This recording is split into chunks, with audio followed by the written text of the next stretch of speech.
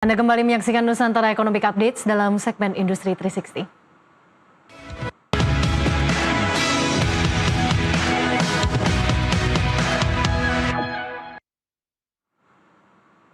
Pemirsa, kebutuhan akan layanan ibadah haji dan umroh terus meningkat setiap tahunnya.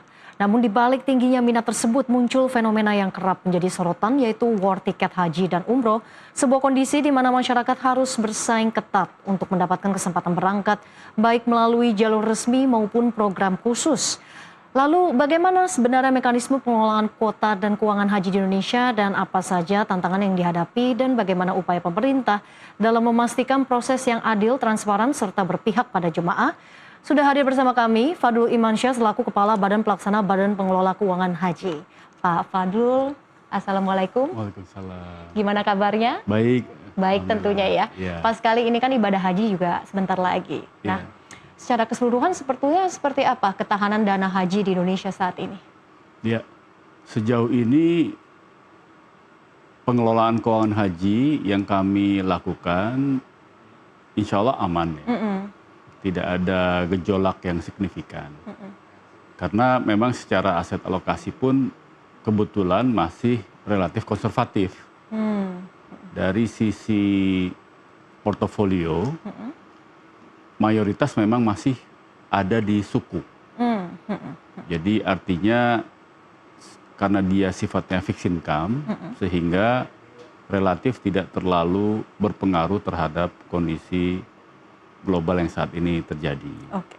Bisa dijelaskan mungkin Pak dari komposisi portofolio investasinya, tadi ada sukuk, kemudian kan juga pasti ada deposito di perbankan syariah dan SBSN ini berapa persen porsinya? SBSN yang kita miliki saat ini sekitar hampir 70-75%. Jadi memang relatif sangat konservatif menurut kami ya. Memang karena apa? Karena memang pertama tujuannya memang ini kan untuk keamanan dari keuangan haji. Tapi konsekuensi logisnya secara return on investment tidak atau belum optimal sesuai yang diharapkan oleh masyarakat. Oke. Kemudian di tengah gejolak ekonomi, kemudian kondisi geopolitik ya, khususnya di awal tahun ini, apakah sudah ada nih impact juga ke kinerja portofolio investasi di dana haji dan bagaimana pengelolaan risikonya? Menariknya, portofolio kami ini kan hold to maturity. Jadi pada saat ada gejolak yang menyebabkan penurunan dari harga obligasi atau sukuk di pasar, karena ada perubahan serikat suku bunga yang dinamis juga, itu justru adalah peluang bagi kami untuk melakukan pembelian. Oke. Karena kami di sini kan tidak trading sifatnya, dan kemudian secara cash flow, karena ada pendaftaran yang terus konsisten masuk ke BPKH sebagai setoran awal jamaah haji, sehingga cash itu mau tidak mau harus dideploy seoptimal mungkin. Tidak boleh ada yang nganggur kan gitu. Nah, oleh karena itu dalam setiap waktu apa yang kami lakukan sebenarnya seperti yang dilakukan oleh banyak manajer investasi, itu kita melakukan average down terus kalau dia turun gitu. Tapi memang kalau dia naik, kita seolah-olah harus average up. Tapi kalau kita lihat over the long term, ini kan sebenarnya kita punya yield masih relatif bagus dibandingkan negara lain. Sehingga insya Allah ya kita relatif aman lah dari sisi portofolio. Justru di momen-momen seperti ini memanfaatkan momentum begitu ya? Betul. Bahkan doa kita agak kurang baik ya. Kita menunggu yield yang tinggi untuk kita masuk lagi. Gitu. Oke, baik. Nah, dengan kebutuhan dana haji yang juga semakin dekat, tapi di sisi lain pelemahan nilai tukar rupiah, kebutuhan falas kan juga meningkat nih ya jelang haji. Ini seperti apa BPKH melihatnya? Nah, ini yang menjadi tantangan dari sisi costing. Jadi bukan dari sisi portofolio investasi. Problem atau isu yang menjadi pembicaraan di internal kita adalah pada saat kita membayar biaya penyelenggaraan ibadah haji, itu kan dalam bentuk 80%-nya itu US dollar dan Saudi Riyal. Antara Saudi Riyal dengan US dollar kan hampir sama, karena Saudi Riyal di-peg oleh US dollar. Harganya fluktuasinya sama. Oleh karena itu, yang paling penting adalah kita harus punya inventory US dollar yang cukup untuk pada saat pembayaran penyelenggaraan ibadah haji yang diminta oleh Kementerian Haji dan Umroh, kita sudah siap secara mata uang asing yang diperlukan. Sebelum tahun ini, memang ada isu mengenai bahwa kita tidak boleh mengkonversi kebutuhan US dollar di setiap waktu. Karena setiap kita melakukan konversi US dollar, kita harus lapor ke Bank Indonesia. Terakhir awal tahun lalu kami sudah konsultasi dengan Bank Indonesia, Bu, ini kan dolar kan kelihatannya volatile gitu ya. Kita harus antisipasi dari awal. Kami nggak bisa baru beli US dollar kira-kira 3 bulan sebelum penyelenggaraan ibadah haji, yang dimana pembayarannya itu harus dilakukan di kuartal pertama di awal tahun.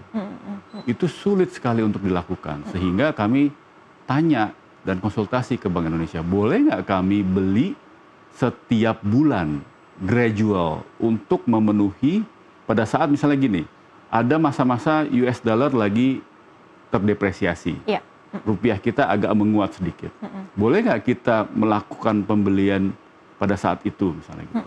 Karena kan setiap kita mau beli harusnya diawali dengan ada underlying transaction-nya. Sementara underlying transaction-nya baru terjadi di kuartal pertama awal tahun. Nah, ini boleh nggak kita misalnya kuartal kedua udah mulai beli, kuartal ketiga dan seterusnya. Akhirnya disepakati, oke, karena memang kalian memang membutuhkannya, kebutuhannya sudah pasti, silahkan. Tapi tolong dilaporkan ke kami sehingga jangan sampai nabrak nih. Kita lagi beli dolar, mereka lagi intervensi. Jadi kan lawannya kan di negara sendiri gitu. Yang penting itu aja. Jadi itu strateginya begitu ya. Nah, dengan level pelemahan rupiah yang saat ini ya Pak ya, 17.110 kalau tidak salah kemarin di penutupan, apakah ini juga menjadi concern dari BPKH? Pasti. Tapi gini, jadi yang menjadi patokan pembelian, ada pagu pembelian atau pagu rata-rata pembelian US dollar itu kan ketetapan dari pemerintah dengan DPR. Nah, pada saat sedang dilakukan penetapan biaya penyelenggaraan ibadah haji untuk tahun depan, itu ada salah satu asumsi kurs. Gitu. Nah, disitulah yang kemudian menjadi patokan bagi kami untuk bisa memiliki harga pembelian rata-ratanya yang kurang lebih sama di asumsi tersebut. Nah, artinya memang kenyataannya di 2024 dengan 2025 itu asumsi kursnya memang berbeda. Di 2024 kalau saya tidak salah asumsi kursnya itu sekitar 15.500. Di 2025 untuk 2026 sekarang asumsi kursnya 16.000. Nah, kita pada saat sudah ditentukan kita langsung bergerak supaya kita mengejar di asumsi kurs yang disepakati. Ini asumsi ya, bahwa memang ada fluktuasi pada saat kita pembelian, yang penting average cost kita sama. Nah, itu yang kita jaga. Sampai saat ini, kita sudah memenuhi hampir seluruh dari kebutuhan US dollar. Jadi kita sudah menstok inventory kita di akhir tahun dan awal tahun. Sehingga pada saat rupiah sekarang sudah menembus ke 17.000, kita sudah punya stok untuk pembayaran itu. Jadi alhamdulillahnya kita memang sudah berstrategi dari awal bagaimana caranya supaya kita tidak, walaupun kita tidak harapkan waktu di akhir tahun lalu ya, kita tidak berharap bahwa rupiah akan 17.000, tapi kita sudah antisipasi bagaimana caranya kita kebutuhan di 2026 untuk penyelenggara ibadah haji itu sudah di stok di akhir tahun 2025. Sudah antisipasi lebih dulu begitu ya. Betul. Untuk kursnya, untuk nilai tukar rupiah. Nah, tapi di sisi lain dengan gejolak geopolitik, kita juga tahu bahwa biaya aftur nih Pak, biaya penerbangan ini kan juga naik. Tapi di sisi lain pemerintah juga memastikan bahwa ini sudah aman pokoknya. Nah, bagaimana BPKH melihat sinergi pemerintah dalam upaya memastikan stabilitas dari biaya haji ini? Yang pasti kan pemerintah hingga saat ini, apalagi presiden ya, itu arahannya agar penyelenggaraan ibadah haji biayanya itu turun. Dan tentu saja ini negosiasi terus dilakukan oleh Kementerian Haji dan Umroh. Dari sisi kami sendiri sebenarnya yang paling penting adalah bagaimana supaya kami bisa membantu mengontrol harga dari fasilitas atau akomodasi yang disewa oleh teman-teman di Kementerian Haji dan Umroh. Nah, yang paling utama ini kan sebenarnya kalau di dalam teori keuangan istilahnya natural hedge ya. Jadi hedging tapi secara natural.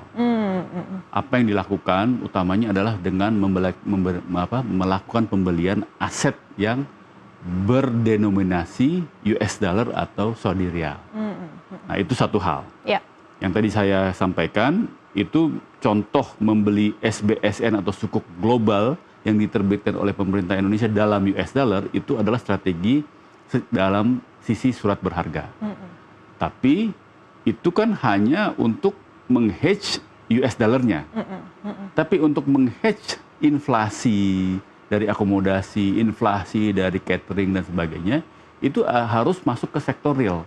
Nah, oleh karena itulah kami sebenarnya sejak 2023 sudah punya anak perusahaan yang sekarang basisnya kantornya di Mekah, namanya BPKH Limited. BPKH Limited ini ultimate goals-nya adalah bagaimana caranya supaya bisa membantu akomodasi yang dipakai atau digunakan oleh Kementerian Haji dan Umroh itu harganya stabil. Ya. Karena selayaknya seperti kalau di dalam bisnis pariwisata ya, di mana pasti ada peak season, ada low season. Haji adalah peak season tertinggi sepanjang tahun. Untuk supaya kita bisa menahan harga jangan sampai ikut ke dalam harga pagu peak season, maka kita harus sewa jangka panjang. Inilah yang kita sedang kerjasamakan dengan Kementerian Haji dan Umroh, bagaimana caranya mumpung Kementerian Haji dan Umroh baru berdiri, kita shifting dari selama ini yang dilakukan oleh Kementerian Agama adalah purchasing setiap tahun. Jadi dia sewa setiap tahun, sewa pas mau naik haji, sewa pas dekat-dekat masa haji, diganti dengan investment. Caranya gimana? Ya kita kontrak dengan hotel-hotel, dengan catering-catering itu yang dilakukan selama jangka waktu menengah. Ini sudah dilakukan oleh Kementerian Haji untuk penyelenggaraan masyair atau penyelenggaraan ibadah haji yang khususnya di Arafah, Musdalifah, dan Mina. Mereka sudah berkontrak dengan masyair selama 3 tahun, tapi dibayar per tahun. Ya, itu untuk Armusna saja. Nah, kedepannya harapan kami bersama Kementerian Haji agar tidak hanya sebatas Armusna, tapi juga hotel yang akan disewa oleh Kementerian Haji itu sudah disewa oleh BPKH. Karena kebetulan BPKH kan yang mengelola dananya. Gitu ya. Jadi agar bisa lebih optimal lagi diversifikasi investasi ke sektor real gitu. Betul. Ya. Baik, kita akan lanjutkan kembali perbincangan kita semakin menarik. Pemirsa Nusantara Economic Update akan kembali usai jeda.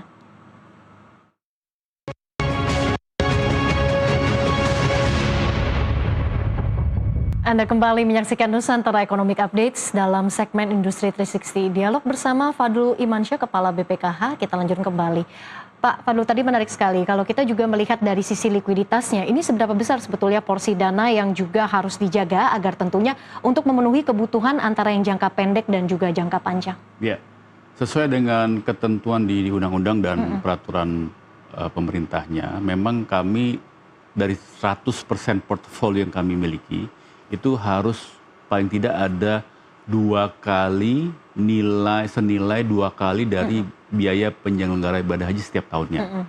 Jadi kalau sekarang ibadah haji itu di 2026 uang yang harus dikeluarkan sekitar 18 triliun, jadi minimal kalau dikali 2 kan 36 triliun rupiah harus dalam bentuk cash dan setara cash.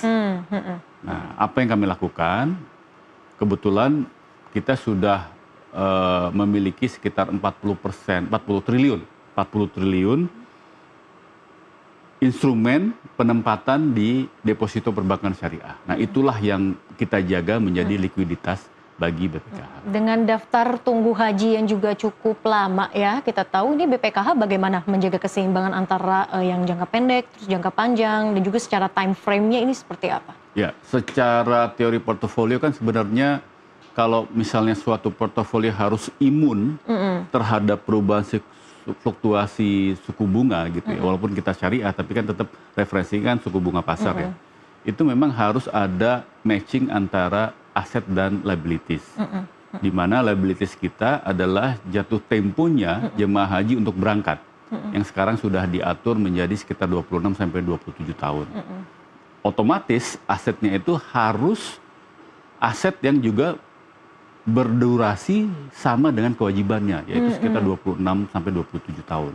Oke. Tadi juga di segmen sebelumnya Bapak menjelaskan bahwa BPKH kan ini sudah diversifikasi investasi ke sektor real. Nah, sebetulnya seberapa penting langkah ini dan juga kontribusi yang diharapkan untuk penguatan dana haji? Sangat penting sekali. Kembali lagi, isu yang agak mendasar sebenarnya BPKH ini kan kewajibannya dalam US dollar dan Saudi Real. Ya kembali lagi ya, Saudi Real dan US dollar kan dipeg. Asumsi sama lah ya, kita anggaplah saja US dollar. Harusnya laporan keuangan BPKH ini denominasinya US dollar. Itu baru natural hedge 100% terjadi. Karena untuk kita bisa menatural hedge-kan portfolio kita terhadap liabilities, kalau denominasi masih rupiah, itu sudah pasti akan ada apa istilahnya namanya potential loss atau potential gain dari kurs. Nah, oleh karena itu, makanya yang harus dilakukan adalah sebenarnya dengan diversifikasi di sektor real.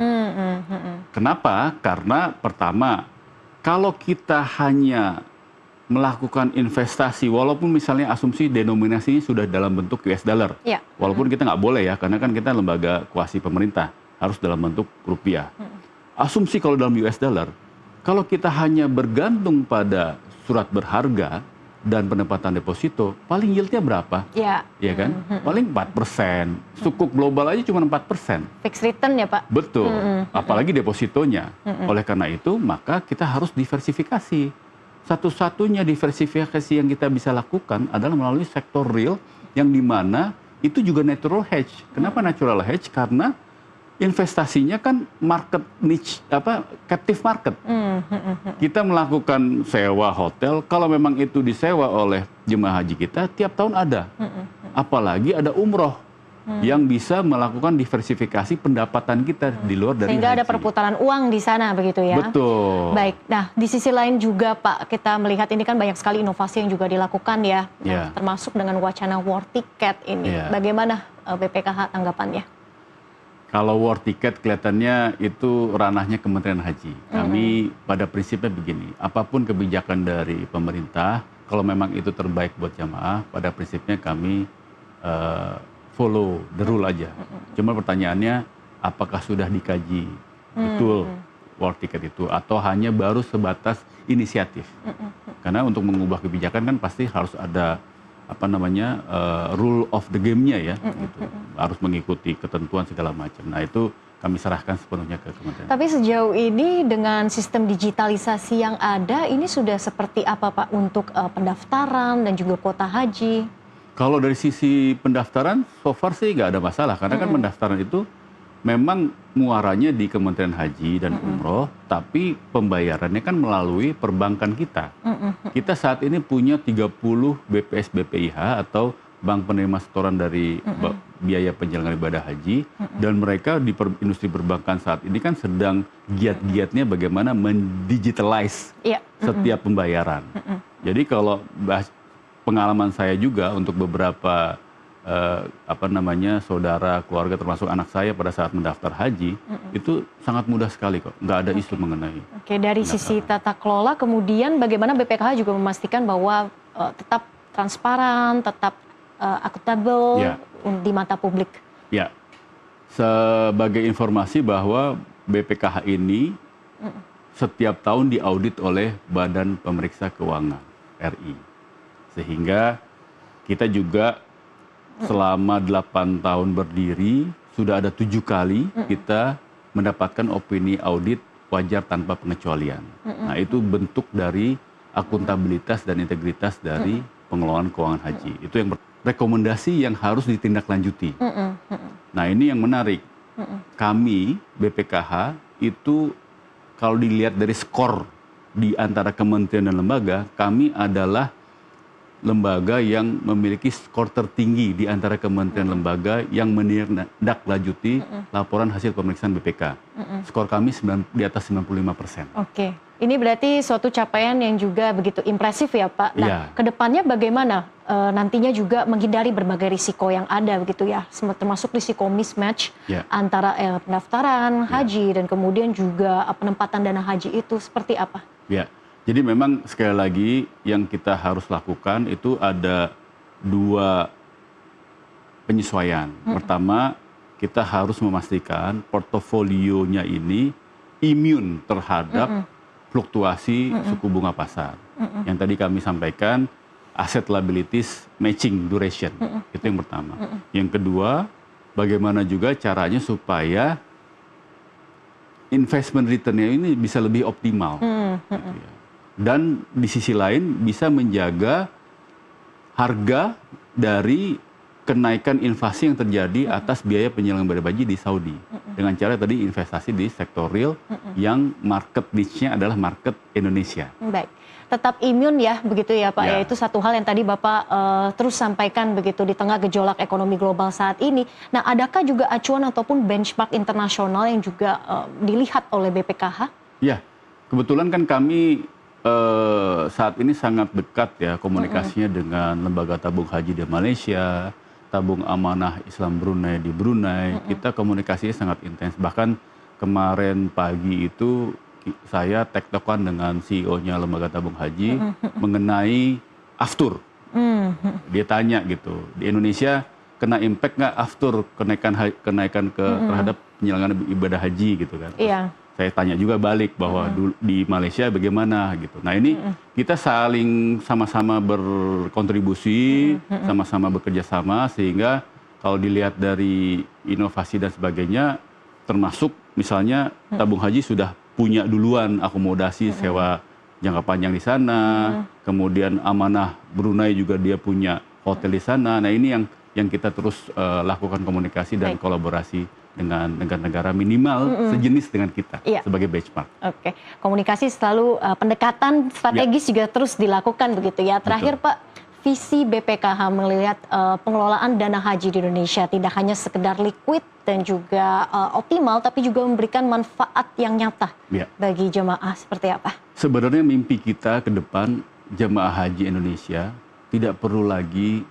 memberikan apa yang namanya atau membayar setoran lunas pada saat keberangkatan. Kan menunggu 26 sampai 27 tahun. Kalau dikali compounded ya, interest compounded gitu. Kalau dia bunga berbunga, walaupun kita bahasanya syariah, ini kan referensi saja ya. Tapi secara teori itu kalau tingkat bunga majemuk kita investasikan harusnya dari 25 juta insya Allah sampai atau nanti dinaikkan menjadi setoran di 35 juta di akhir tahun ke-27 cita-cita kita jemaah haji tidak perlu lagi melakukan setoran lunas. Hanya cukup dari hasil investasi yang dikembangkan oleh BPK. Itu visi. Oke, luar biasa. Tentunya kita harapkan itu bisa terjadi ya Pak ya. Amin. Kenapa tidak amin. Terima kasih Pak Fadlul atas waktunya. Bapak Fadlul Imansyah, Kepala BPKH, sudah menyempatkan waktu untuk berdiskusi bersama kami di Nusantara Economic Update. Sehat dan sukses selalu Bapak. Ya, terima kasih. Terima kasih. Dan pemirsa, dialog tadi sekaligus menjadi penutup perjumpaan kita hari ini. Ekonomi bukan sekedar angka, tapi nafas kehidupan kita semua. Dari pasar tradisional hingga industri digital, dari rakyat kecil hingga kebijakan besar, semua saling terhubung. Saya Gracia pamit undur diri. Terima kasih dan sampai jumpa.